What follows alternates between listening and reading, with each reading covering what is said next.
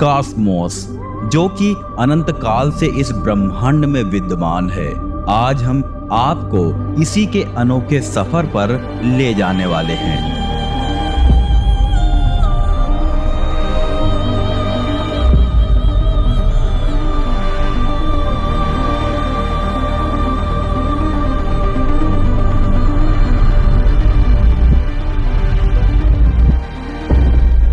एक पीढ़ी पहले एस्ट्रोनॉमर कार्ल सेगन हमारे जैसे लाखों लाख लोगों को विज्ञान द्वारा खोजे गए ब्रह्मांड के एक रोमांचक सफर पर ले गए थे।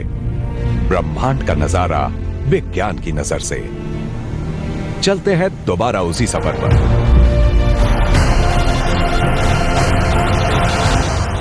यह सफर इतना भव्य होने वाला है कि यह हमें ब्रह्मांड के बहुत छोटे हिस्से से लेकर अनंतवें हिस्से और ब्रह्मांड के निर्माण से लेकर भविष्य तक ले जाएगा।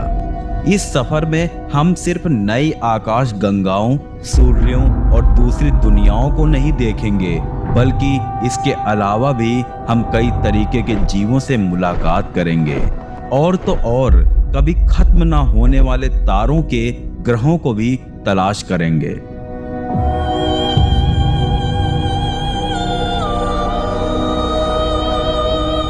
हम सूर्य जितने बड़े परमाणु और परमाणु जितने छोटे ब्रह्मांड की खोज करेंगे। यह कॉस्मोस की कहानी सिर्फ ब्रह्मांड की कहानी नहीं होने वाली है, बल्कि ये हमारी अपनी कहानी भी है कि कैसे एक समय पर जंगल में रहने वाले इंसान इतने उन्नत हो गए कि उन्होंने ब्रह्मांड के कोनों में झांकना शुरू कर दिया।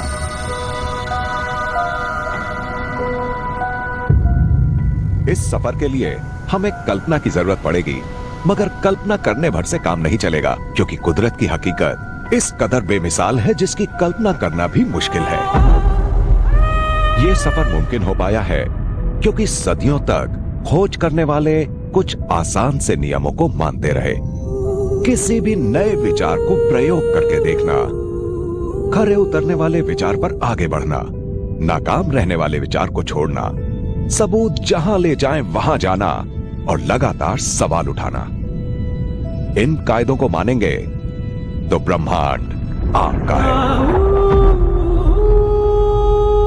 इस सफर की शुरुआत हम पृथ्वी के बाहरी वातावरण से करने वाले हैं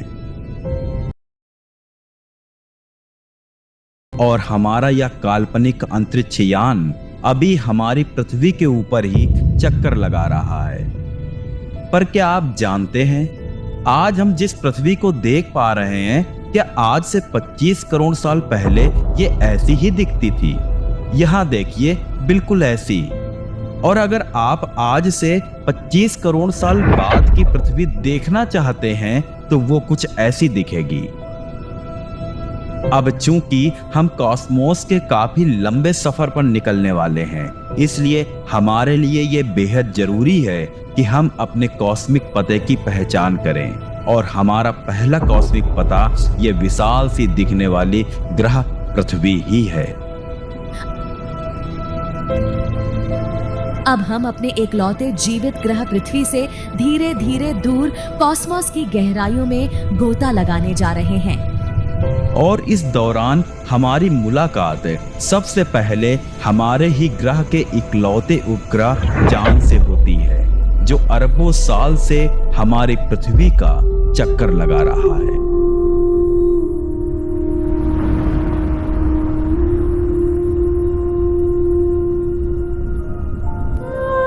यहाँ न अभी कोई जीवन है और ना ही भविष्य में जीवन होने के निशान। ये आसमानी पिंड बस कॉस्मोस में हुए उथल पुथल की निशानी लिए इस सौर मंडल में अपना जीवनयापन कर रहा है।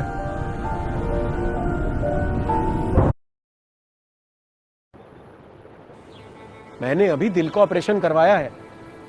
बात सौर मंडल के पहले ग्रह बुध से होती है, जो कि सूर्य के सबसे करीब है। बुध के बाद दूसरे स्थान पर बादलों की चादर में ढका शुक्र मौजूद है, जो अपने ग्रीन हाउस गैसों की वजह से एक ईंट की भट्टी बन गया है।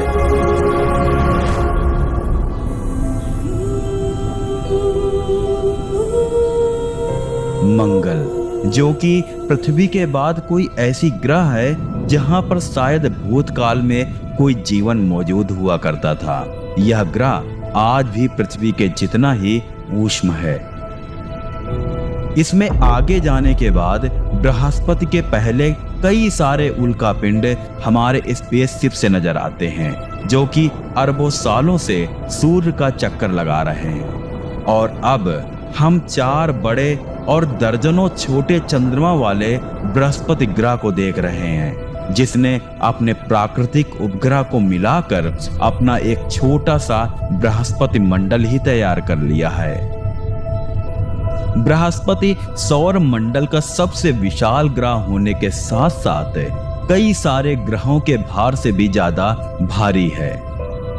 और यहाँ जो आपको लाल रंग का एक धब्बा दिखाई दे रहा है, ये और कुछ नहीं, बृहस्पति पर सदियों से उठने वाली धूल भरी आंधियां हैं, जिसका आकार हमारी पृथ्वी से भी 3 गुना बड़ा है।